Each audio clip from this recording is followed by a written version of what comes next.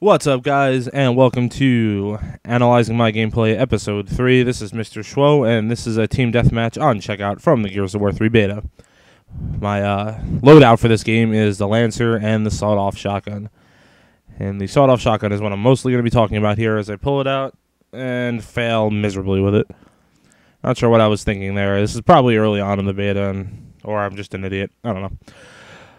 And that guy's going to get a DI to the face, and that is the appropriate thing to do, is hump somebody while they're having a creature in their heart that's about to explode. Picking up the incendiaries and heading over here with some teammates. What do we got over here? Looks like they just came out of that spawn. They're heading to Mulcher, which that's kind of interesting. Lob one in. No luck today. No dice. No dice on that incendiary. Well, looks like they're camping up that Mulcher area pretty hard. Is that guy just blind firing over cover? What is he doing? And now they're probably in trouble. Looks like a couple of us are swarming over here, and that's not good for them. I don't know what I'm doing here. I don't know why I'm jumping over that cover all the time, but whatever. Anya, you gotta react. I mean, I'm right there. Like, what are you doing? I don't know if that was a bot or not. I can't really tell through the Vegas video, but if it wasn't, that's just terrible. And goodbye. Now, the thing about the sawed-off is, for those of you who don't know much about it, the sawed-off is new to Gears of War 3. It's a new shotgun. We've only ever had the Nasher, so of course people overreact and cry about this thing for no reason. But there were some issues with it. Ooh! Is that a double mantle kick kill right there? Nice. But the thing about the sawed-off that's different than the Nasher is the sawed-off has absolutely no range at all. It's only good up close. You can down people from like a decent range. Like, I don't really know. It's like a few feet away. It seems like it's really far because the weapon's supposed to be only good if you're within melee distance. But yeah, you can down people. But basically, it's just only good for really close quarters action. If you get up on somebody, you don't really even have to aim. You just shoot, and you're going to get the kill. You have to be right on them, but you will get the kill. Now, obviously, in the full game, they've made several changes to it. They've added the light to it to make it obvious that you're coming or someone's sneaking up on you with a sawed-off, as opposed to trying to guess what it is exactly they have in their hand, or not knowing for sure that you should run because a sawed-off is coming to rape your face.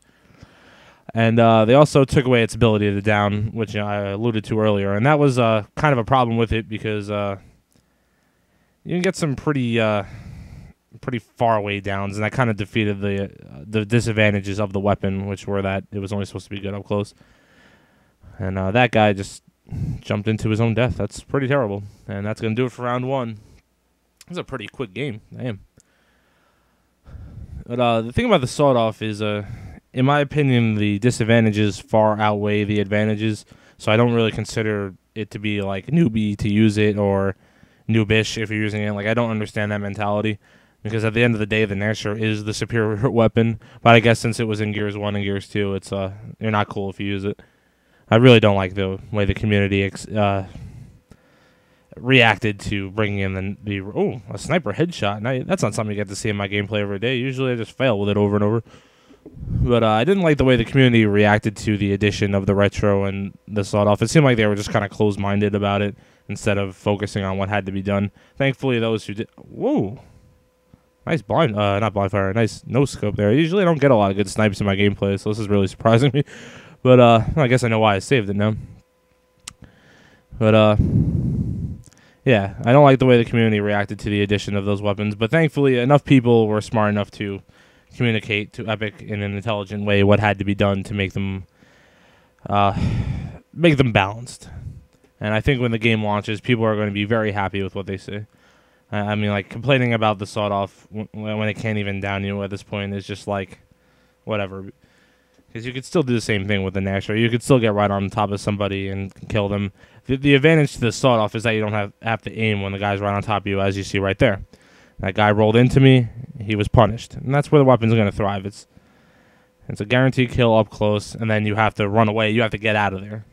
In no way is it overpowered or...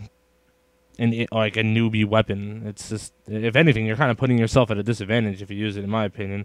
I just think that letting it down kind of took away from the disadvantages and the reasons to not use it, if you get what I'm saying. But But yeah, that's my thoughts on the sawed-off, man. I'm gonna get slapped from behind there. But you know what? People will complain about it, but that guy would have killed me with a Nashor at that range. No doubt. Anyway, I'm picking up the Gorgon here, and that's one of my favorite weapons in Gears 3. Nobody noticed this thing at all in the beta. I'll never understand that. You could essentially pull off the retro hipfire with this thing. I mean, it's got a faster rate of fire and lower damage, but that balances that out. You can just get up on somebody, lay down to the trigger, blind fire, doesn't matter. They're gonna go down. It's just as effective as the retro hipfire. I don't think people realize it. It's a pretty damn good weapon. I thought taking away the burst fire from it was a bad move because I like burst fire weapons in all the games I play. But quite frankly, it just went from like an interesting gun to use when you're bored to a pretty effective secondary. And if you're going to be the kind of person that's picking up power weapons like diggers or snipers and you throw away your assault rifle, you should always pick up a Gorgon if you see it because it's still pretty good at like decent range. And the bullet damage drops off a bit, I believe, but it's still usable. It's essentially like having a low damage assault rifle. So I'd highly recommend that. But wow, is this game over already? Damn, that came up fast. All right, another Analyzing the Gameplay episode 3, I think that was. I hope you guys enjoyed it, and peace out.